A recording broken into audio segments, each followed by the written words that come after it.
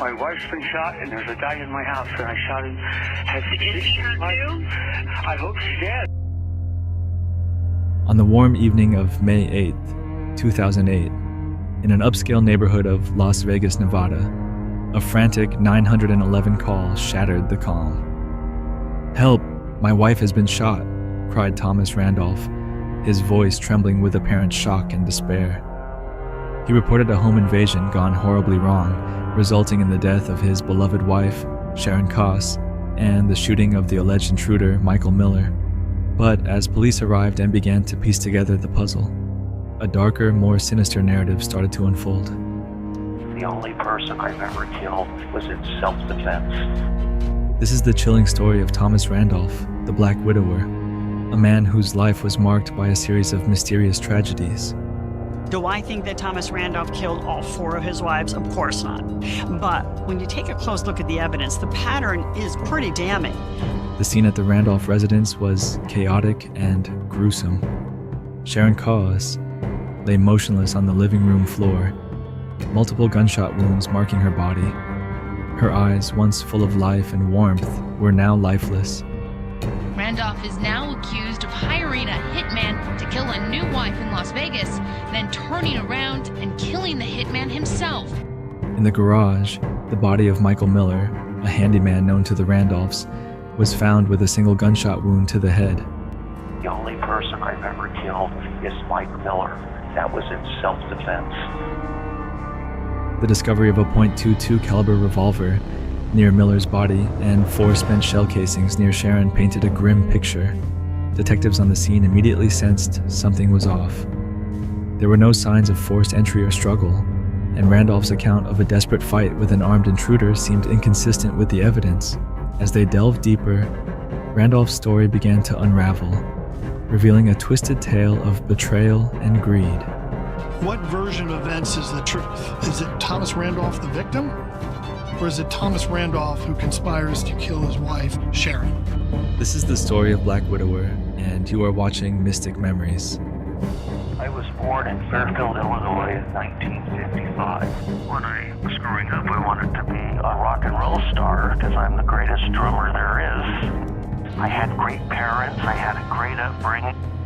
Born in 1955, Thomas Randolph's early life gave no indication of the darkness that would later define him. Friends and family described him as charming, intelligent, and ambitious. However, beneath his charismatic exterior lay a manipulative and dangerous individual. By the time he met Sharon, Randolph had been married 6 times, with 4 of his previous wives meeting untimely and suspicious deaths. Sharon Koss, a kind-hearted respiratory therapist, was known for her generous spirit and unwavering trust in people. She had met Randolph through mutual friends and had fallen deeply in love with him, despite the whispers about his dark past. Sharon's friends and family adored her and were initially reassured by Randolph's outward charm and affection towards her. Catherine Thomas, Randolph's high school sweetheart and first wife, survived her marriage to him. We did have some happy times. He was good with the kids, but the happy times were short-lived. The day the divorce was final, Tom and Becky were married on that very day. In 1986, Randolph's second wife, Becky Galt, was found dead from a gunshot wound. Randolph claimed it was a suicide, a claim met with skepticism by Becky's loved ones. Friends recalled Becky as vibrant and full of life, making the notion of her taking her own life hard to accept. Despite suspicions, the case was closed as a suicide, leaving a shadow of doubt that lingered over Randolph. I truly loved Becky, and Becky loved me. She started using drugs, and she told me, she said, I'd be better off just to take a gun and blow my fucking brains out. And I said, there's some rope downstairs. Maybe you can hang yourself. And that's the last words I told my wife. She shot herself, and it was a real suicide. Leona Randolph was a gentle soul with a passion for gardening. I met Lee. We move in. She becomes my girlfriend. And then we got married. In 2003, she died suddenly, initially believed to be from natural causes. Later investigations hinted at poisoning, but Randolph had already collected the insurance money and moved on. Jane and all the other women just wasn't meant to be.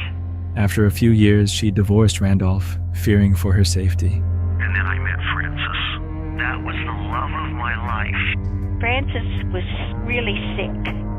Randolph received a significant life insurance payout following her death. Frances's family remained convinced that her death was no accident, but lacking concrete evidence, the case went cold. The lack of evidence prevented authorities from pursuing further action.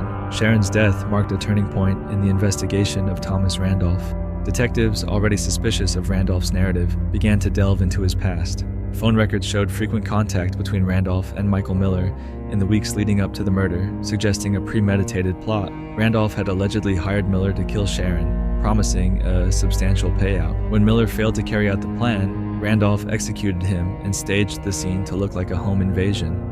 Interviews with friends and family painted a picture of a controlling and manipulative man who saw his wives as disposable assets. Sharon's friends described her as a loving and trusting person who believed in Randolph despite his checkered past. Her death was a devastating blow to all who knew her, amplifying the need for justice. The trial of Thomas Randolph captivated the nation. The prosecution presented a compelling case, detailing Randolph's pattern of marrying women, insuring their lives for large sums, and then orchestrating their deaths to collect the money. They brought forward phone records, insurance policies, and testimonies from the families of Randolph's previous wives. The defense attempted to portray Randolph as a victim of unfortunate circumstances, arguing that he acted in self-defense during an actual home invasion. They pointed to Randolph's emotional 911 call and his visible distress at the crime scene. However, the weight of the evidence against him was overwhelming. The prosecution's case was bolstered by forensic evidence and expert testimonies. Forensic experts testified that angle and trajectory of the gunshot wounds were inconsistent with Randolph's story of a desperate struggle. Instead, they suggested a calculated execution. A forensic psychologist described Randolph as a narcissist with antisocial tendencies, capable of committing heinous acts without remorse. The defense struggled to present a credible counter-narrative. They attempted to discredit Michael Miller's character and proposed alternative theories for the events, but the jury found these arguments unconvincing. The testimonies of the victims' families, who described the pain and loss caused by Randolph's actions, added a powerful emotional weight to the proceedings. After weeks of gripping testimony and deliberation, the jury found Thomas Randolph guilty on all charges. Randolph is accused of the double murder for the deaths of his six wife, Sharon, and an alleged hitman Randolph hired to kill his wife. The case of Thomas Randolph serves as a chilling reminder of how appearances can be deceiving and how justice can prevail even in the most convoluted cases. How do I defend myself? There's absolutely no way to defend that. His story is a stark illustration of the depths of human depravity and the enduring pursuit of justice for those who can no longer speak for themselves.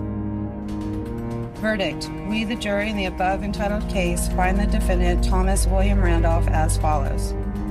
If you found this story intriguing, please subscribe to our channel for more true crime cases that delve into the darkest corners of human nature. Check out our playlist for similar stories and let us know in the comments what cases you'd like us to cover next. Thank you for watching and stay safe.